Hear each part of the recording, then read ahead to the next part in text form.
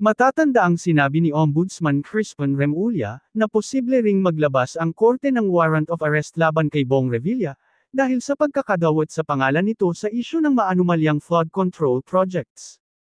Bukod sa kanya, kasama rin ang iba pang mambabatas sa alegasyon ng korupsyon sina dating Ako Bicol Party List Zaldico, dating Senador at ngayoy Makati City Mayor Nancy Binay, Senador Joel Villanueva, Senador Jinggoy Estrada, at iba pa. Nauna nang itinanggi ng mga nabanggit na personalidad ang mga ibinibintang sa kanila.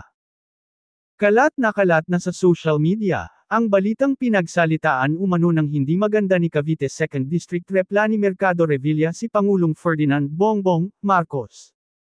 May kaugnayan ito sa posibleng pag-aresto raw sa kanyang asawang si dating Senador Bong Revilla, kaugnay ng pagkakasangkot nito sa isyu ng korupsyon. Base sa nabasa naming post sa Facebook, nagpahayag umano ang aktres at public servant ng statement, na nagsasabing si PBBM daw dapat ang makulong, at hindi ang kanyang asawa.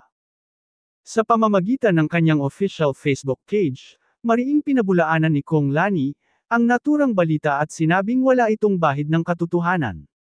Ito ay fake news. Walang statement na nilalabas ang inyong Ate Lani ukol dito. Huwag basta maniwala, hindi lahat ng nasa internet ay totoo. Don't spread fake news. Maging mapanuri. Maraming salamat po.